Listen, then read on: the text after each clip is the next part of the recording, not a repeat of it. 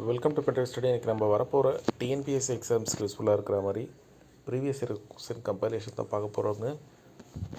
General studies, mental ability, reasoning, பொது Tamil and current affairs. சரிங்களா? நீங்கள் வரப்போகிற குரூப் 1 அண்ட் குரூப் 4 எழுத போகிறீங்கன்னா கண்டிப்பாக ப்ரீவியஸ் இயர் கொஸ்டின் ரொம்ப ரொம்ப முக்கியம்.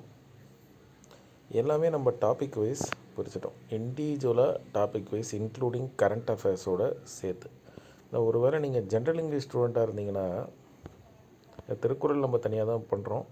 ஜென்ரல் இங்கிலீஷ் ஸ்டூடெண்ட்டாக இருந்தீங்கன்னா குரூப் 2 2ஏனா அதுவும் நம்ம பிரித்து வச்சுருக்கோம். சரிங்களா? சரிங்க, இப்போ இதை மட்டும் படிச்சுட்டு போனால் நீங்கள் கிளியர் பண்ணிட முடியுமானா மார்க் வரும், ஆனால் கட் ஆஃப் வராது. கரெக்டான வழி வேர் டு ஸ்டடியை யூஸ் பண்ணி டாபிக் வைஸ் நோட்ஸ் எடுத்துகிட்டு அதுக்கப்புறம்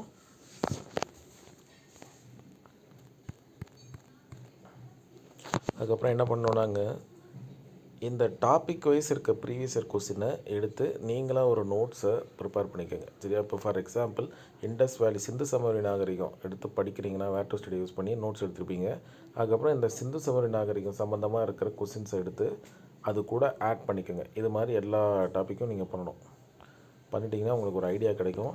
அப்புறம் கடைசியாக அந்த ரிவிஷன், இப்போ ஃபார் எக்ஸாம்பிள் 15ஆந்தேதி குரூப் 1, அப்போ நீங்கள் ஃபஸ்ட் வீக்லோ செகண்ட் வீக்லோ ரிவிஷனை ஸ்டார்ட் பண்ணணும். அப்போ இந்த சப்ஜெக்ட் வைஸ் ப்ரீவியஸ் இயர் கொஸ்டினை எடுங்க, ஜென்ரல் ஸ்டடீஸ் எடுத்து ரிவிஷனுக்கு வச்சுக்கோங்க. கரண்ட் அஃபேர்ஸும் ஜூலை 1ஆந்தேதியிலேருந்து நீங்கள் ஸ்டார்ட் பண்ணலாம், ஜூன்லேருந்து நீங்கள் ஸ்டார்ட் பண்ணுங்கள்.